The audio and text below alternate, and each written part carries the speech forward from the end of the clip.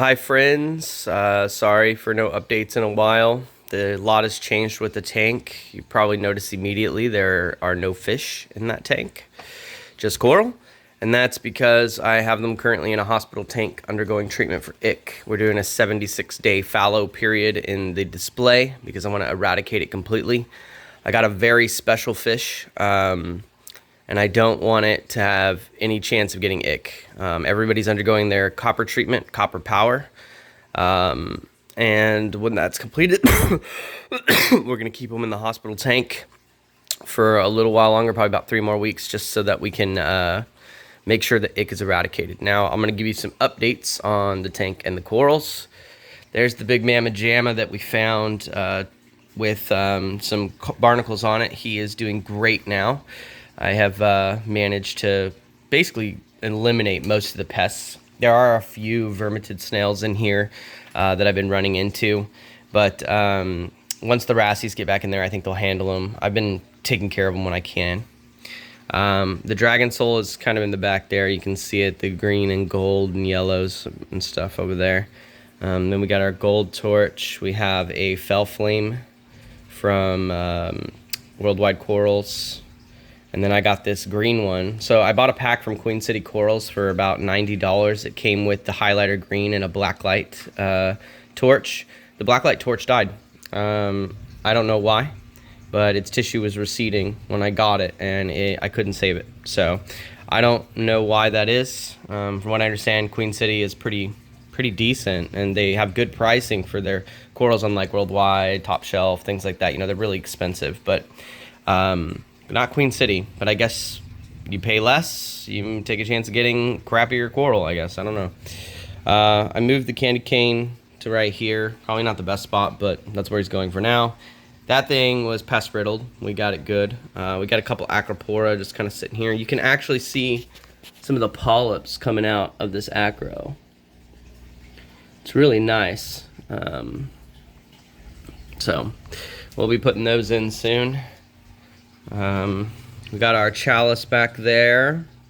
A couple of chalices, Space Invader, and then I think that's called it's a sunset sherbet. Sunset sherbet, I think. I got some new zoas. I don't know if you can see them real well, but these are the magicians. They're really nice. They got sparkles in the middle. They're kind of like the agave, the salted agave, which I wanted more. Oh, the green tint is amino acids. I don't know if I said that. We got 3 acroporas up here. We have a PE rainbow, pretty nice. The green tip, and a Jason Fox flamefire, I think is what that's called.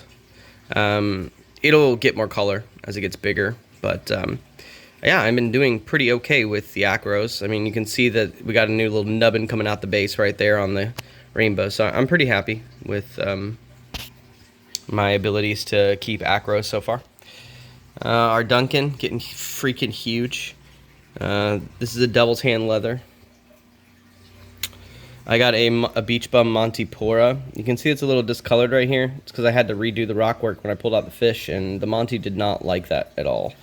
But the coloration's coming back day by day. Got some more zoas right here. These are Pandoras. They're really nice as well. They've been growing like crazy. Got some blue donkeys. Then we have our Micromusa garden.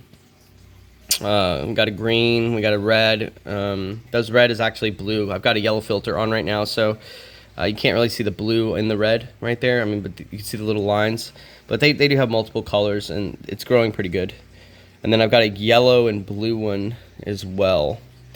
And that right there, right there, that is a rainbow Montipora. It's an encruster. We got some Ganies, the red Ganies in the back, an Alveopora, which is the green one, and a micro Gani here. We have a Cordia mushroom, and yeah, zoas. And then when I did my change around here with the rocks to get the fish out, you can see right there, there's some damage to this Cyphastria. And I believe that came from the sand. It really sucks because it was perfect before. I had to do the rock change, but now it's not. But it's healing, it looks like. If we come around, right here you can see my Montipora bubblegum digitata. Right there. We got our Pectina cup coral. It's a sunset Pectina. We got a plate coral. It's a grafted red and purple. I have an Acropora right there. It's called the Thing, pretty cheap. And then I got the green bird's nest.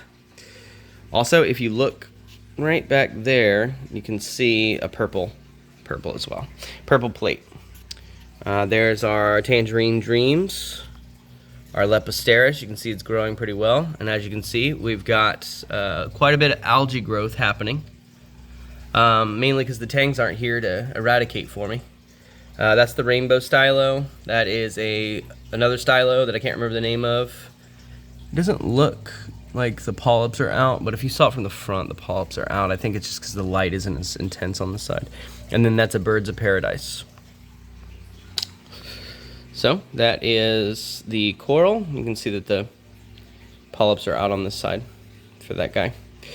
But, you know, I don't know. I did play with him last night. I actually moved a lot of these corals around because I'm getting some new Acroporas tomorrow and a new Gani, a very special Gani tomorrow. I've come to understand that I love Ganis. They are probably my favorite ones. Torches, second favorite just because of the flowy nature as well, but I think the Ganis are really my thing. They got some amazing color. Okay, let's go ahead and walk over here and I'll show you the hospital tank. So everybody is doing all right. There's copper. We're at 1.8 ppm of copper power. It should be 2, but I had a little bit of a struggle. You can see my fox face back there. He hasn't been eating. I'm a first-time aquarist, and it was my first time treating copper. And I didn't realize that you slowly ramp it up. And you're not going to really see that. You're just going to see on the directions that it needs to be at 2 to 2.5. Know that your fish, some of them are a little more sensitive than others. And in this case, it turns out that the fox face was a bit more sensitive, and so was the blenny. So you want to slowly ramp it up. You start at 1.5, and then over 2 to 3 days, raise it up by 1 ppm, maybe 1.5 ppm. And just slowly go that route, because your fish will appreciate it. As you can see, they're not heavily breathing anymore. I did a water change. I lowered the water levels so that the hang on the back would create more splash to add oxygenation.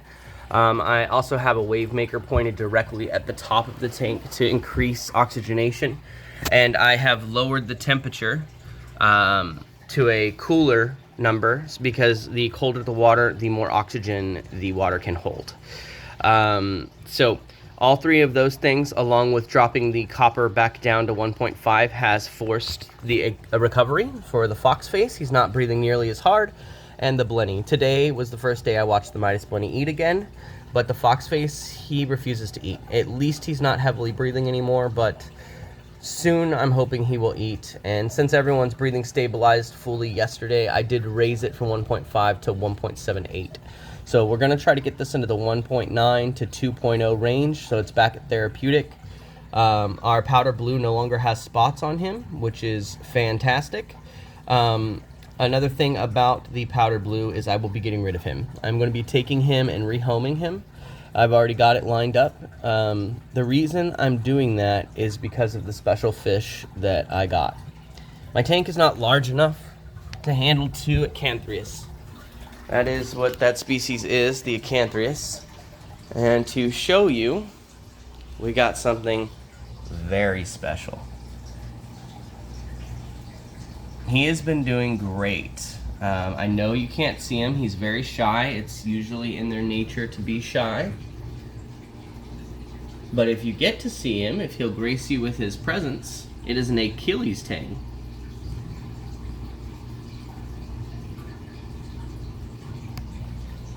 You see him? We're going to leave him alone because we don't want to stress him out too much. They are very prone to ick as well. They're in the same family as powder blue. And if I put them both in the same tank together, there'd be a bloodbath. So I'm not going to be doing that. Also, you may have noticed we have a sail fin. That's a little bit different from last time. I have the purple, but no bristletooth, and that is because powder blue killed the bristletooth. It was a sad thing, but it did happen, and it's part of the learning experience. You know, I thought I could handle a bristletooth with powder, but it's true. Powder blues are bullies. So if you're gonna get a powder, you're gonna get an Achilles, you're gonna get anything like that, add them last. And if you're gonna add anything after them, make sure the fish is in no similar shape to them, because they don't like it. They don't like it at all. Alright guys, well that's the update for today. I'm getting more corals tomorrow. Oh, that's right, on the tank. I'm so sorry. I wanted to show you guys something. I bought a doser. So this is helping to keep the alkalinity stable, and it's also allowing me to keep Acropora successfully. So I don't have to do as much thinking. I just set the amount that I dose in, and it works. Now, if you are starting off like me and you just have tiny corals, you know, frags, do not go by the recommended settings. They'll have you dose like 18 milliliters a day, and it's not a good idea if you're using the Red Sea, because you don't need that much. You're not using that. My alkalinity literally rose to 11.8 before I was like, I'm gonna set it and forget it. I mean, like an idiot.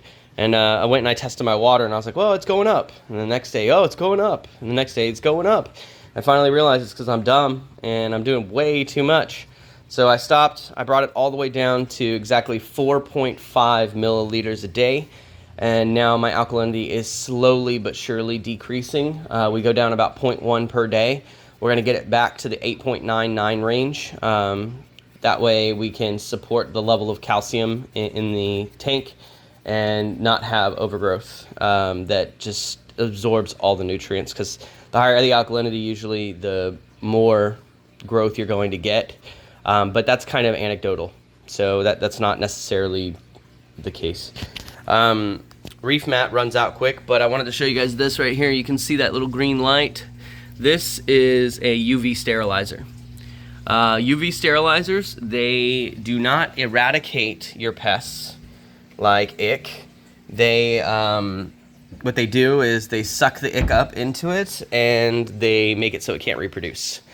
So it is not an eradication method, it is a control method. It can also help with algae growth. However, I don't want to use algae growth right now because I'm doing my best to eradicate ick from the system. Because with the fallow period, there's no fish to survive on, ick will die. It just takes 76 days, which is the recommended. It's technically 6 weeks, but if you want to be absolutely sure, going 76 days is the best route. I don't know what I'm going to do yet. It just depends on how the Achilles starts acting. If the Achilles gets stressed out being in the 20-gallon long, I'm going to move him into this tank. But not before copper treatment has been completed, and hopefully at least 6 weeks.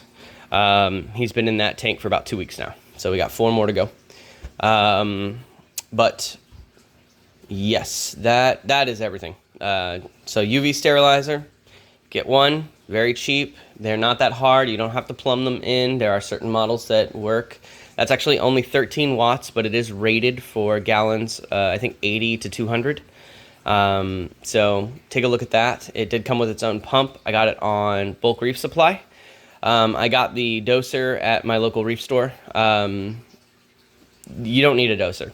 Just get a doser if you have the extra money and you want to be a little bit more lazy, but it still requires you to do your water testing. So don't think it's a set it, forget it. Otherwise you'll end up with 11 DKH. So anyway, guys, you have a good one.